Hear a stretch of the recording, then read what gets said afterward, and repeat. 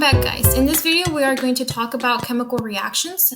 Here on screen, what we have is a flow chart of the different types of reactions that this unit is going to cover. So there are basically three different categories. We have precipitation, redox, and acid-base. For this particular week, we're going to focus on redox. Now, redox can then be further divided into four different types: single replacement, sometimes double replacement as well, decomposition, synthesis, and combustion. So on the first day, on the first video of this one, we are going to talk about synthesis. We will then talk about decomposition. Then we're going to spend 2 days talking about combustion and single displacement. Now, the very last thing that we will do will be to discuss precipitation, which is a slightly different category, but is very similar, hence the name being the same, but that will be next week. So that will be the fifth one. Our next unit will then cover acid and bases. So that's going to be unit 8. So that'll come back later. So in this particular video, we're going to focus on synthesis. Now, what is synthesis? Pretty much a reaction where two elements or compounds can bond to form one product. So what we're talking about here is that we're going to have two individual compounds with their own, and like I said, they don't have to be compounds, they could be elements. And what they're going to do is that they'll form a chemical reaction. And remember, there's 4 different ways that we can tell that that takes place. Things like light comes off, we can hear a sound, gas will be formed like in the forms of bubble, or sometimes we'll see a color change. So remember, those are the things that we're looking for. But in this scenario, we're talking about 2 different compounds forming one at the very end. So the fact that we started with more than one and they all form together one final product, that would be classified as synthesis. So here in our example, we have calcium bonded with oxygen gas, forming calcium oxide. And of course, just like we have learned previously, we always need to make sure from that point on that we always balance. So our coefficients in this particular equation are 2, 1, 2. So in just a moment, you guys will be able to see some examples in the lab, but I want to look at the reactions first. So here we are going to look at iron and oxygen, and then magnesium and oxygen, and we're going to see the synthesis of both. Now, something important, and this is a side note, oxygen is a diatomic molecule, and you guys should already have a list of the diatomic molecules, for those are the ones that always come in twos because they have very high electronegative values. So every single time, like I said, in an equation, you don't want to just write O by itself. It has to be O2. So the subscript is absolutely necessary and mandatory for you to have it. So on this first example, we're going to look at iron and oxygen bonding. The one you will see on the video getting measured will be the iron, because of course the oxygen is the one in the atmosphere, so you can't really see it. But we are going to end up with one compound. So the iron and the oxygen are going to come together. Now, from previous lessons, we have learned that this is an ionic compound, and iron is going to have a charge of +3, and oxygen is going to have a charge of -2. So here we, of course, have to make sure that they equal to 0.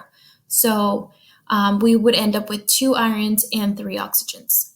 Now, here as well, we would need to also make sure that we are balancing the equation. That's something that we already learned in our previous video. So I'm just going to do it very quickly. So we are going to have 2 irons and 3 oxygens. And on the reactant side, we're going to have 2 oxygens and 1 iron. So what's going to happen here is that we are going to multiply our largest compound by 2, and that would yield 6 oxygens and 4 irons. So then we have to go back to the reactant side, multiply the iron by 4, and that would give us a total of 4. And the oxygen we're going to multiply by 3 because we want a total of 6. So those are the coefficients that we would end up with here on screen. So we would have 4 iron, 3 oxygen, and then 2 iron, 3 oxide. So now on this other side, the second reaction you guys will see in just a moment will be magnesium with a charge of +2 and oxygen with a charge of -2. So remember, they equal to 0. And here, it so happens that they already do. So we don't have to add any subscripts to magnesium oxide. We do, however, have to balance this equation because I don't want to do the list, but you guys can see there's only 1 magnesium and 2 oxygens at the beginning, and we end up with 1 magnesium and 2 oxygens at the end.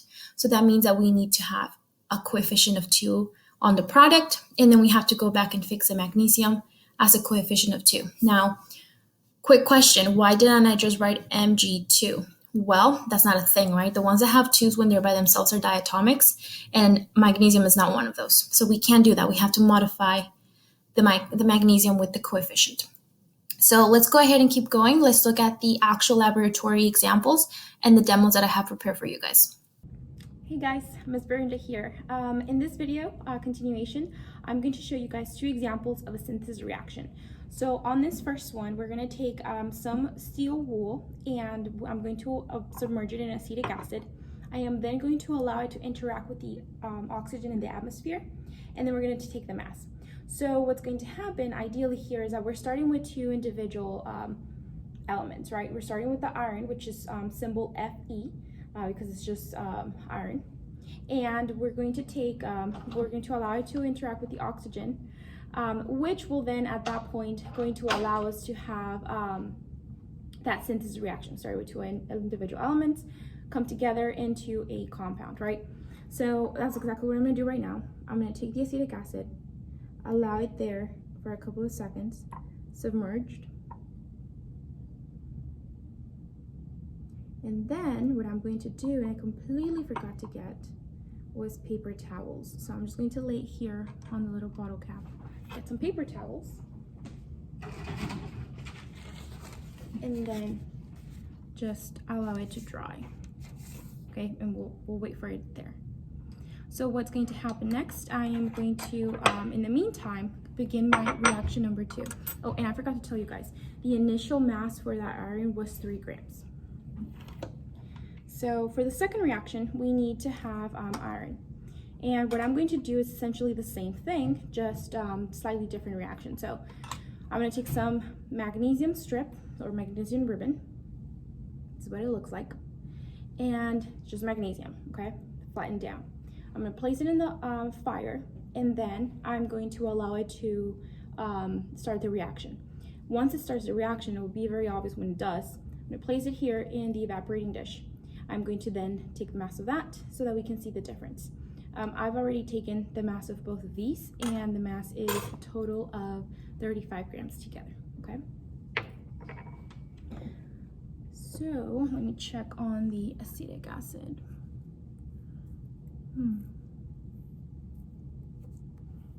It's not doing much. Let me dry a little bit, and we'll wait a little bit more.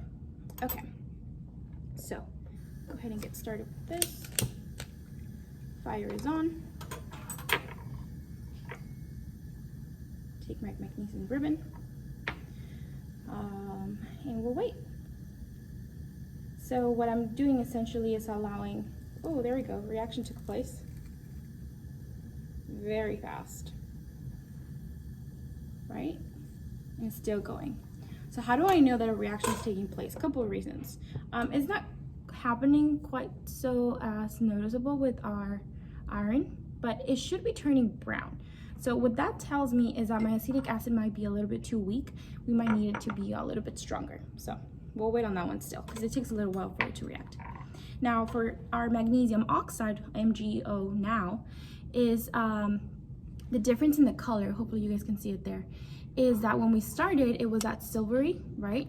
And when we ended, it is now kind of like a whitish powder.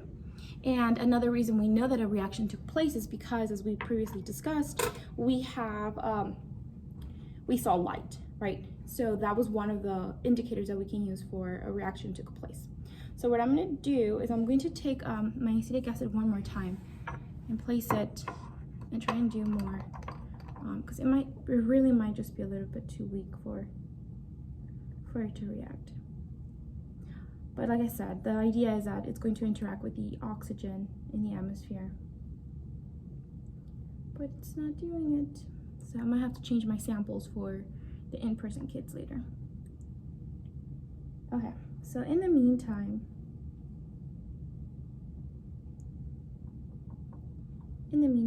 we'll let it sit there for a little bit longer.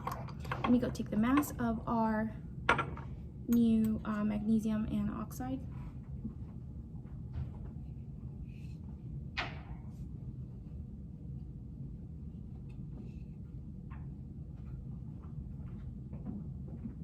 so we got a 35.2. So we saw it slightly increase, which makes sense because, I mean, not that much oxygen could have interacted here, correct?